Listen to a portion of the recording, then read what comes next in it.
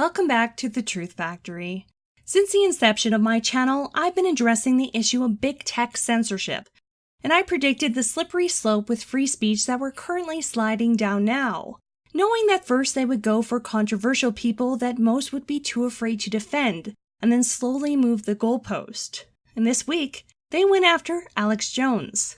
Within hours, he was banned from Facebook, iTunes, Spotify, YouTube, and even Pinterest. According to these platforms, they justified banning him in what was clearly an orchestrated purge by saying that he espoused hate speech, a fairly subjective term on these platforms that I'm sure could mean anything that they don't like. If a goalpost is moved so much that Alex Jones is now what the far left considers to be hate speech, then we have major issues. What exactly did he say that was hate speech? What definition of hate speech are they even using? It certainly isn't a legal definition. In fact, he didn't even know why they had banned him. But if they can kick him off for nonsense reasons, then who is next? If we're not fighting for free speech now, we may not have the ability to fight for it later, because advocating for free speech is now being turned into hate speech. And in the dystopian totalitarian worldview of the allegedly tolerant far left, they seem to think that social media oligopolies should work as their own personal army, controlling the speech and silencing anyone that they deem to be offensive, or even just problematic. They're all cheering that Jones got removed, clapping their hands like idiots for the decay of their own freedoms. But of course, despite a heavy dose of denial and various other syndromes, the far left all know that, like it or not, Trump is their president, and the midterms are coming up shortly. And like in 2016, they're probably likely still on the losing side of the vote. They know that they can't compete with us through debate, merit, memes, or substance alone, so it's just easier for them to censor people like Alex Jones. And they justify this censorship of libertarians and conservatives by using a slew of familiar names that we've all come to know so well, like racist, bigot, homophobic, sexist, transphobic, Islamophobic, misogynistic, Nazi, etc., etc. I'm not sure if these social media companies are just bending a knee to the social pressure from the left-wing mob, or if this is actually a part of their social media platform's own agenda to control the internet, public opinion, and political outcomes. But whatever the reason, it's apparent to anyone to the right of Trotsky that there is a massive double standard when it comes to what is classified as hate speech versus just biting social commentary on social media. For example, this week, the Twitter sphere was abuzz as New York Times employee Sarah Young's old tweets were brought to the surface, showing that she had a hate-on for white men.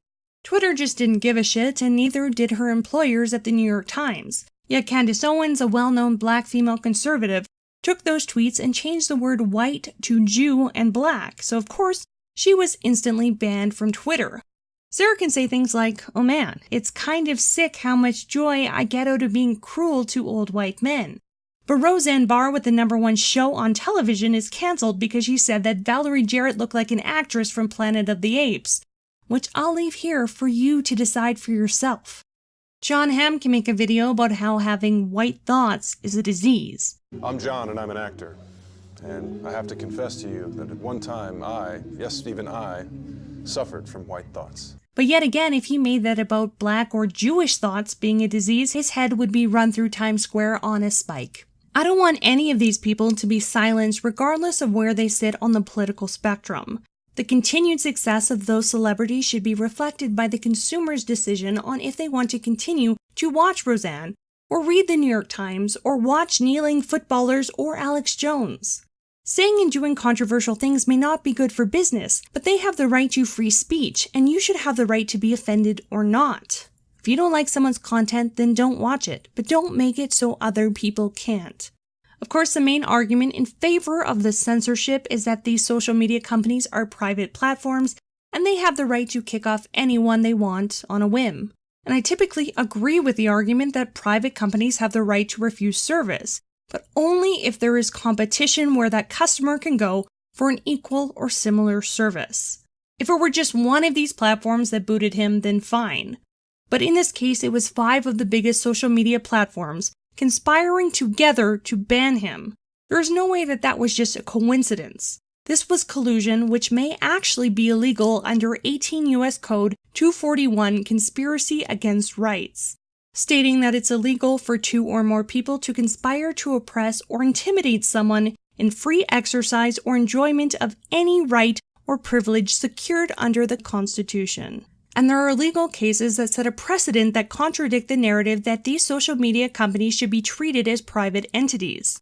Like Pruneyard Shopping Center versus Robbins, a landmark case where the First Amendment trumped property laws, where a shopping center was sued for denying access to someone for the purpose of circulating a political petition, and the California Supreme Court held that the state constitution protected free speech in a privately owned mall. A mall is a place where the public gathers, a place where political speech can be heard, just like social media. Or like the case Knight Institute versus Trump, where Trump was sued for blocking people on Twitter from his personal account, and Trump lost. He can't legally block people on his personal account on a private platform because it violates the First Amendment. This case may have opened doors for social media to be recognized as a public forum, which would make it subject to First Amendment guidelines. The internet is almost a necessity these days. It's a huge part of our culture and society and how the vast majority communicates, works, and receives information. Politicians and emergency services reach out to the public using these social media platforms. So maybe it's time that we look at regulating the internet as a public utility. And since it is a place to receive news and information, you could argue that tech companies are subverting democracy by banning political commentary and independent news sources like Alex Jones, who have millions of followers and a massive political influence. The left made a similar argument when 13 Russian trolls made Facebook memes during the 2016 election, blaming Zuckerberg and Facebook for allowing democracy to be tainted. Leaked documents have revealed that the Dems are working with these platforms to create regulations to prevent this from happening. But we're supposed to believe that deplatforming a man with massive political influence and millions of subscribers, the vast majority who are Trump supporters, will not affect democracy for similar reasons? I mean, the entire basis for universal suffrage democracies is that every single person gets a vote. And that's predicated on the assumption that every voter will make their own informed and intelligent decisions based on all of the information available to them. But now in the digital era, we're being told that no, wait!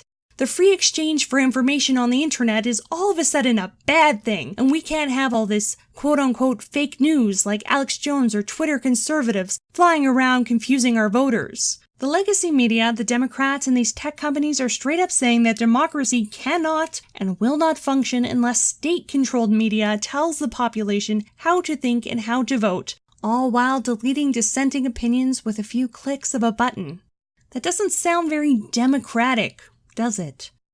How is social media with this type of power over information not subverting your democracy by shadow banning and outright deplatforming conservative speakers? Should they be allowed to have this type of power? These tech companies have an oligopoly, and Google itself would not be as successful as it is today without massive funding and protection given to it by the government. As of 2014 alone, Google on record received $632,044,922 in government subsidies. So I think that there's a little bit of wiggle room to suggest that the FCC could work to enact regulations where these companies would have to comply with the First Amendment, or at the very least catch them on some antitrust violations. 20 years ago, it was liberals who were the ones waving the flag for free speech, spouting the famous quote, "I disapprove of what you say, but I will defend to the death your right to say it." Yet somewhere along the way, political correctness became more important than free speech.